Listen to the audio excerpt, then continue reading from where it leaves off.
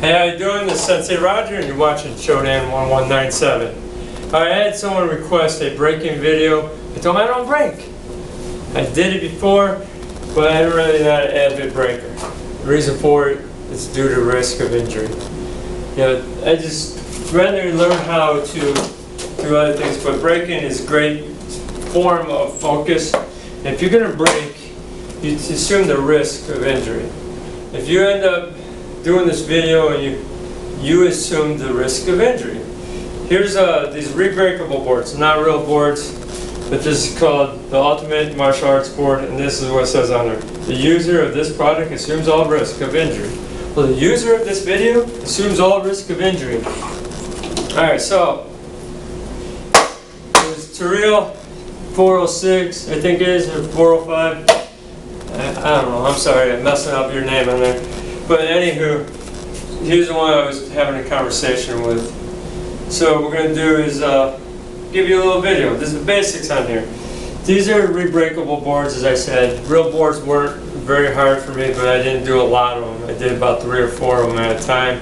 And if you're going to do real boards, don't go grabbing some lumber from Home Depot or nothing. Because that lumber is not cut for breaking. You're probably going to hurt yourself more than anything. And if you do break it, it's probably going to splinter up and probably get a big old splinter into your hand. It's not going to be a good way to go. So go to like a martial arts supply. You know, you can get from like maybe, you know, Century Martial Arts, or there might be some local supply store by you that sells the boards. Or go to your go to a local dojo and see if they can get you some breakable boards. Now, these I like I said, this is the Ultimate Martial Arts Board, because they give you different levels. If you're a kid, you're starting to break, start low. This is white, yellow, orange, green, blue, brown, and black. Obviously, if you're a kid, you should be asking your mom before you do this, or your dad before you do this. Don't just go trying to break. Don't watch this video and go out and break boards or try to break things. That's not what I'm trying to do here. Alright, but if you are going to do breaking, you want to do breaking, make sure you have someone there to help you too.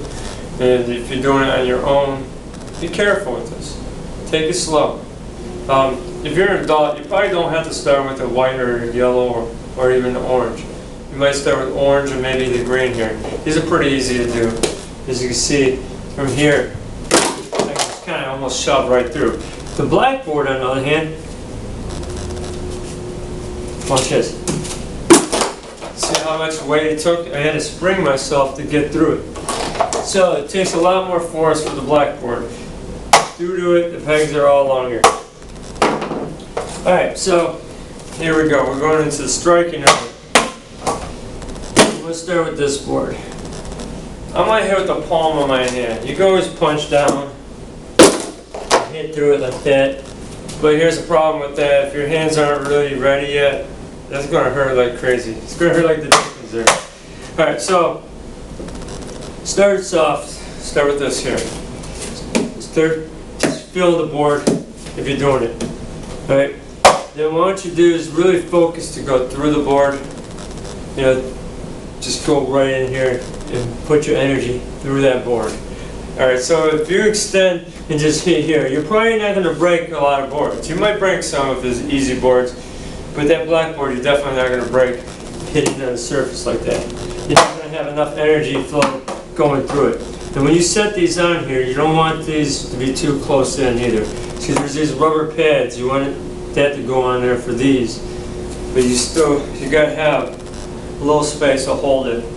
But you don't want to have too much coming in here, then it's going to be harder to break.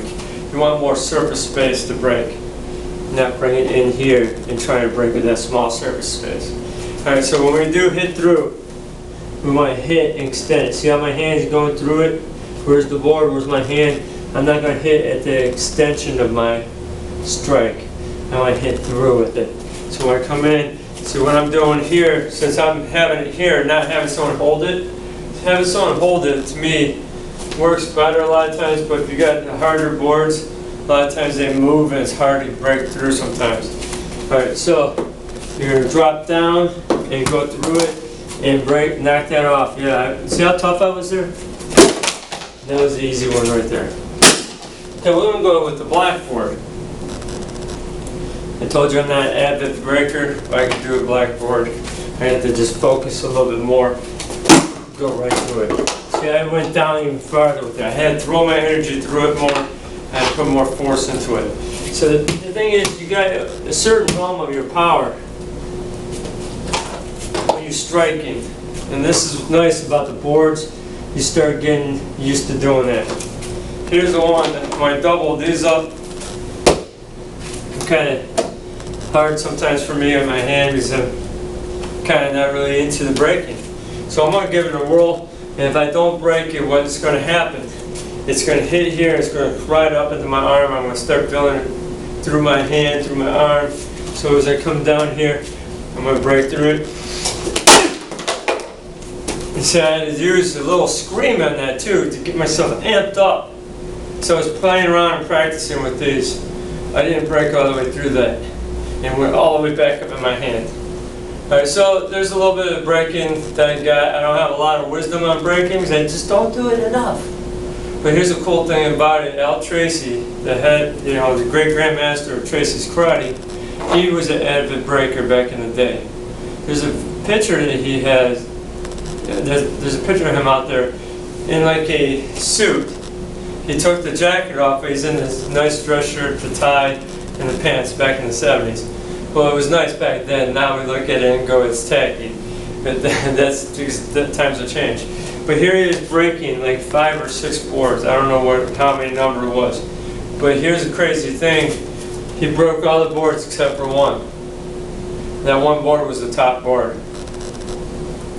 One thing, like I said, you got to condition your hand and just start doing this.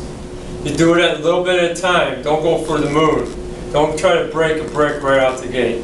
It's not a great idea.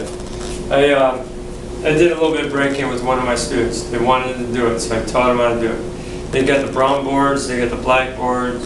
They've got all these couple boards. Start stepping it up. So we were doing it. He had a lot more power than I did on breaking. He was a heavyweight and everything. He went through.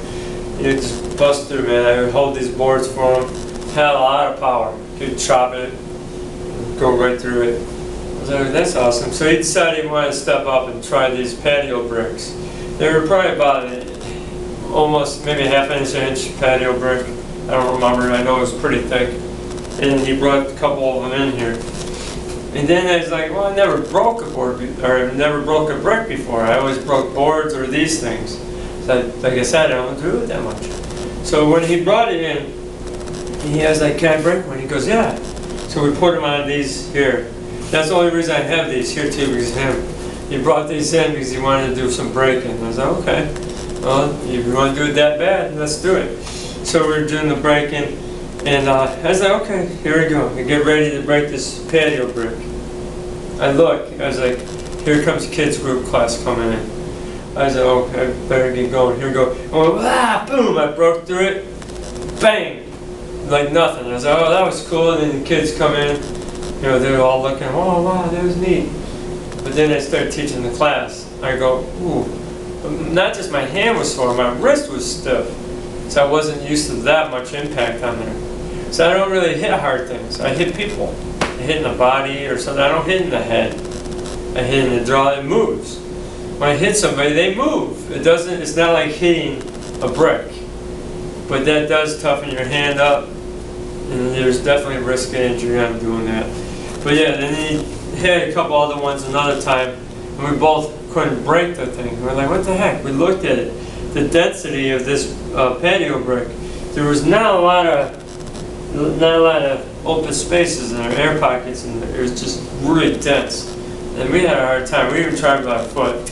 Come down like this and went, wow, man, that thing hurt so bad because it didn't break. It hurt bad enough when I wasn't conditioned for the brick. You have to move up to that. So there's my video, guys. Hope you enjoyed this. And if you haven't subscribed yet, what are you waiting for? Subscribe. Click like. You know all that. God bless.